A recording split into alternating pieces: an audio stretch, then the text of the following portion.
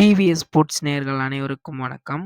India versus South Africa மோதுற test series பார்த்தீங்கன்னா, நேத்து செஞ்சுரியன் மைதானத்தில மதியம் 1:30 மணிக்கு ஆரம்பிச்சுச்சு.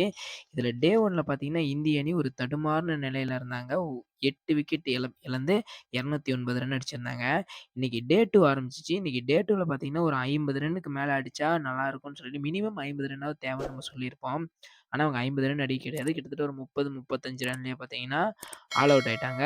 கேஎல் ராகுலே பார்த்தீங்கன்னா, செஞ்சுரி அடிச்சுட்டு அவுட் ஆயிட்டாரு. தரமா விளையாண்டாரு கேஎல் ராகுல். 101 ரன் அடிச்சுட்டு பார்த்தீங்கன்னா, நான்ட்ரே பர்கரோட ஓவர்ல பார்த்தீங்கன்னா, கிளீன் போல்ட் ஆயிட்டாரு. 245 ரன்னுக்கு இந்திய அணி பார்த்தீங்கன்னா, ஆல் அவுட் ஆயிட்டாங்க. அதுக்கடுத்து பார்த்தீங்கன்னா, ஃபர்ஸ்ட் இன்னிங்ஸ் ஆடுன சவுத் ஆஃப்ரிக்கன் டீம் பார்த்தீங்கன்னா, சூப்பரா விளையாண்டாங்க. ஓப்பனிங்ல மார்க்ரமோட விக்கெட்ட விட்டதும் சரி, அதுக்கு அடுத்து களமிறங்குன டிசோசியும், டீன் எல்கரும் சூப்பரா ஒரு பெர்ஃபார்மன்ஸ் குடுத்திருந்தாங்க. டிசோர்சி பார்த்தீங்கன்னா, ஒரு நியூ பிளேயர் மாரியே அவரு விளையாட கிடையாது. எந்தெந்த பால விளையாடணும், எந்தெந்த பால விளையாடக்கூடாதுன்றதுல தெளிவா இருந்தாங்க. அதே மாரி எக்ஸ்பீரியன்ஸ் பிளேயர்லயே அ டீன் எல்கர் மட்டும் தான் நல்லா விளையாண்டாரு. பீட்டர்சனும் பார்த்தீங்கன்னா, அவரும் சொதப்பிட்டாரு. மார்க்ரமும் சொதப்பிட்டாரு. அது இல்லாம பார்த்தீங்கன்னா, பெட்டிங்காம்னு சொல்லிட்டு ஒரு நியூ பிளேயர் வந்திருந்தாரு. தரமா விளையாண்டாருங்க. உண்மையாலுமே சூப்பரான ஒரு பார்ட்னர்ஷிப் குடுத்திருந்தாரு. ஹாஃப் செஞ்சுரி கம்ப்ளீட் பண்ணியிருந்தாரு. டீன் எல்கர் கூட சேர்ந்துட்டு கிட்டத்தட்ட ஒரு 120 ரன்ஸ்க்கு மேல பார்ட்னர்ஷிப் குடுத்திருந்தாங்க. இந்த பார்ட்னர்ஷிப் தான் ஒரு டீம வந்து அடுத்த கட்டத்துக்கு கொண்டு போறதுக்கு ஒரு மெயின் தூணா இருக்கிறதே இந்த பார்ட்னர்ஷிப் தான். அதுல சவுத் ஆஃப்ரிக்கன் டீம் பார்த்தீங்கன்னா, ஒரு இடத்துல கன் மாரி கச்சிதமா புடிச்சுட்டாங்க. இந்திய இந்திய பவுலர்கள பொறுத்தவரையிலுமே அஸ்வினுக்கு பார்த்தீங்கன்னா, ஓவர்ஸ் கம்மியா தான் குடுத்தாங்க. மத்தபடி பார்த்தீங்கன்னா, எல்லாமே ஃபாஸ்ட் பவுலர்ஸ் தான். ஃபாஸ்ட் பவுலர்ஸ் குடுத்தே தான் விக்கெட் எடுத்தாங்க. முகமது சிராஜ் பார்த்தீங்கன்னா 2 விக்கெட் எடுத்திருந்தாரு. ஜஸ்பிரீத் பும்ரா 2 விக்கெட் எடுத்திருந்தாரு. ஷர்துல் தாக்கூர் எந்த விக்கெட்டும் எடுக்கல. பிரசித் கிருஷ்ணா 1 விக்கெட் எடுத்திருந்தாரு. அதே அதே மாரி பார்த்தீங்கன்னா, பால் டர்ன் ஆகவே இல்ல. அஸ்வின் வந்துட்டு நம்ம போட விட்டுருக்கலாம். பால் டர்ன் ஆகல. ஃபாஸ்ட் பவுலிங்க்கு சாதகமா தான் விக்கெட் இருந்ததுனால பார்த்தீங்கன்னா, ஒண்ணுமே பண்ண முடியல அந்த இடத்துல. அதனால தான் சவுத் ஆஃப்ரிக்கன் பிளேயர்ஸ் பார்த்தீங்கன்னா, வேற லெவல்ல ஒரு பெர்ஃபார்மன்ஸ் பண்ணியிருந்தாங்க பவுலிங்ல. இந்தியா பிளேயர்ஸ் பார்த்தீங்கன்னா, அத பண்ண முடியல இந்தியாவால. இந்தியாவால பண்ண முடியலன்றத விட, அந்த ஃபாஸ்ட் பவுலிங்க்கு அது சாதகமா கொண்டு வரலன்னு தான் நம்ம சொல்லணும். அந்த அளவுக்கு தான் பிட்சோட கண்டிஷன் இருந்துச்சு. நேத்த விட இன்னைக்கு பார்த்தீங்கன்னா, கொஞ்சம் ஓவர்ஸும் பார்த்தீங்கன்னா, இன்னைக்கு கம்மியா தான் போட்டிருந்தாங்க. கிட்டத்தட்ட ஒரு 80 ஓவர் கிட்ட தான் போட்டிருப்பாங்கன்னு நெனைக்கிறேன். ஒரு 10 ஓவர் நிறுத்தியிருப்பாங்க. அந்த மாரி தான் இன்னைக்கு ஓவர்ஸும் போட்டிருந்தாங்க. ஏன்னா டிலே இன்னைக்கு மேட்ச் ஆரம்பிச்சதும் பார்த்தீங்கன்னா, டிலேவா தான் ஆரம்பிச்சிருந்தாங்க. அந்த அளவுக்கு பார்த்தீங்கன்னா, வெட் அவுட் ஃபீல்டு தான்.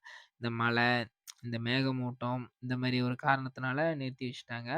மத்தபடி பார்த்தீங்கன்னா, ஒரு 5 விக்கெட் இழப்புக்கு 256 ரன் எடுக்குறாங்க.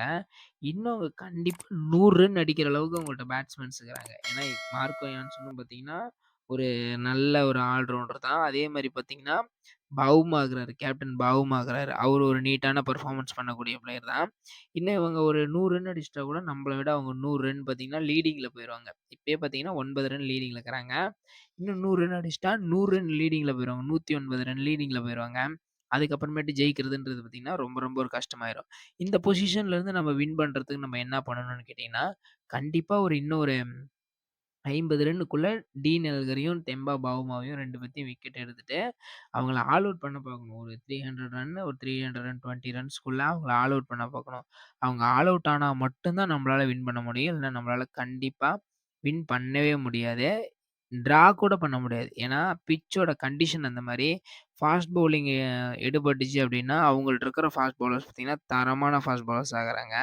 ககிசோர் ரபாடா ஆகட்டும், நான்டே பர்கட் அவங்கலாம் புது பிளேயர் தான். எல்லாமே சவுத் ஆஃப்ரிக்கன் டீம பொறுத்தவரையிலுமே அந்த பெட்டின்கம்னு சொல்ற அவரும் புது பிளேயர் தான். அதே மாரி பார்த்தீங்கன்னா, அ டிசோர்சியும் அவரும் புது பிளேயர் தான். ஆனா, அவங்க புது பிளேயர் மாரியே விளையாட கிடையாது. ஏன்னா, இப்ப எஸ்எஸ்சி ஜெய்ஸ்வால் பார்த்தீங்கன்னா, வெஸ்ட் இண்டீஸ்ல போயிட்டு ஒரு புது பிளேயர் மாரி விளையாடலையோ, அதே மாரி அவங்க பார்த்தீங்கன்னா, அவங்களோட கண்ட்ரில அவங்க புது பிளேயர் மாரியே விளையாட கிடையாது. அவங்க பழக்கப்பட்ட இடத்துல எந்த அளவுக்கு விளையாடணுமோ, அந்த அளவுக்கு விளையாண்டுட்டு இருக்கிறாங்க. அவங்களோட பெர்ஃபார்மன்ஸ் சூப்பரா இருக்குது. ஏன்னா, அது உங்களோட ஓன் கிரவுண்ட். நமக்கு வந்து அப்படி கிடையாது. நமக்கு பவுன்சர் பால் எல்லாமே விளையாண்டு பழக்கம் கிடையாது. ஆனா நம்ம ஸ்பின் சூப்பரா விளையாடுவோம். அதே மாரி அவங்களுக்கு ஸ்பின் விளையாண்டு பழக்கம் கிடையாது. பவுன்சர் விளையாடுவாங்க. அதனால நான் சொல்றேன். மத்தபடிலாம் ஒண்ணுமே இல்ல.